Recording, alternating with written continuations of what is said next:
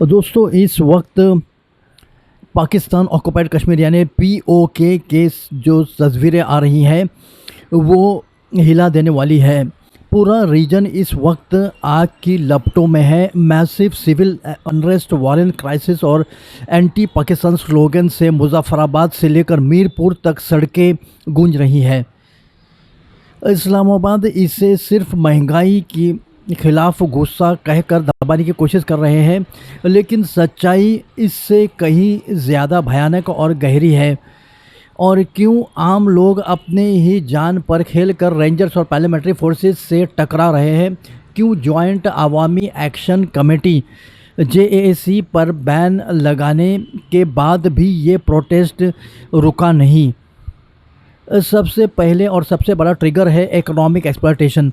आपको जानकर हैरानी होगी कि पूरे पाकिस्तान को रोशन करने वाली सस्ती हाइड्रो इलेक्ट्रिसिटी पीओके के नदियों और मंगला डैम जैसे प्रोजेक्ट से आती है। लेकिन ट्विस्ट यहाँ है कि पीओके के लोगों को वही बिजली मिलती है आसमान छूते हुए इन्फ्लेटेड रेट्स पर। लोकल लोगों का कहना है कि जब पानी हमारा है, ज़मीन हमारी है और डैम हमारी नदियों पर बने हैं, तो हमसे इतना भारी टैक्स और बिजली बिल्स क्यों वसूल किया जा रहा है? जॉइंट अवामी एक्शन कमेटी इसके खिलाफ नो टैक्स नो बिल का मूवमेंट चलाया। जब लोगों ने बिल भरने से मना कर दिया तो स्टेट ने उनका आटा पानी बंद करने की कोशिश की, जिसने आग में घी का काम किया। Trigger number 2, the survival crisis. बात सिर्फ बिजली की ही नहीं, बात अब पेट की रोटी पर आ गई है। हाइपर इन्फ्लेशन की वजह से पीओके में बेसिक व्हीट फ्लोर यानी आटे की सीवियर शॉर्टेज हो चुकी है। जो आटा मिल रहा है उसकी कीमतें आम इंसान के पहुंच से बिल्कुल बाहर है। डिकेड से चल रही इस्लामाबाद की निगलेक्ट पॉलिसी ने इस रीजन को बेसिक इंफ्रास्ट्रक्चर के लिए भी तरसा दिया है। एक तरफ चाइना पाकिस्तान इकोनॉमिक कॉरिडोर के नाम पर बड़े बड़े दावे किए गए हैं, दूसरी तरफ ग्राउंड रियलिटी ये है कि आम कश्मीरी के पास 2 वक्त की रोटी के लिए पैसा भी नहीं है। जब लोग सब्सिडाइज आटे और अनाज की मांग लेकर सड़कों पर उतरे तो उन्हें सुनने के बजाय जेलों में डाल दिया गया है। अब आते हैं उस ट्रिगर पर जो इस साल सबसे बड़ा फ्लैश पॉइंट बना है, the political ringing layout.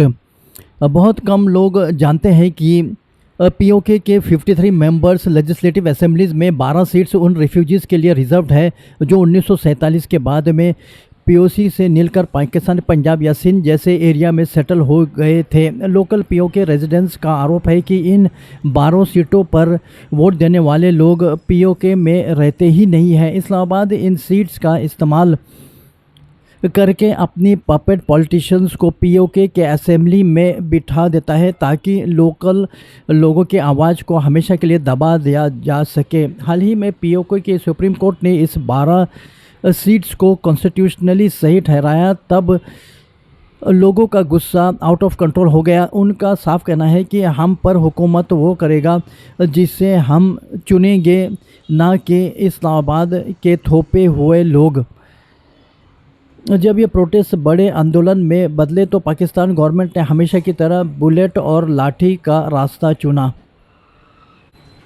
JAC को एंटी टेरर लॉस के तहत बैन कर दिया गया है, इंटरनेट ब्लॉक कर दिया गया है और उनके टॉप लीडर्स पर 1-1 करोड़ रुपए का बाउंटी यानी इनाम रख दिया गया है। रिपोर्ट्स के मुताबिक इस ब्रूटल स्टेट क्लैम्प डाउन में कई मासूम सिविलियंस की जान जा चुकी है। लोग अब सोशल मीडिया पर ओपनली कह रहे हैं कि बॉर्डर के उस पार यानी इंडियन जम्मू एंड कश्मीर में स्मार्ट सिटीज़ बन रहे हैं, G20 समिट हो रहे हैं और यहाँ उन्हें सिर्फ गोलियाँ मिल रही है। दोस्तों पीओके का ये गुस्सा अब दबने वाला नहीं है। ये लड़ाई अब सिर्फ सस्ते आटे या बिजली की नहीं है, ये लड़ाई अब आइडेंटिटी, हक और आज़ादी की बन चुकी है।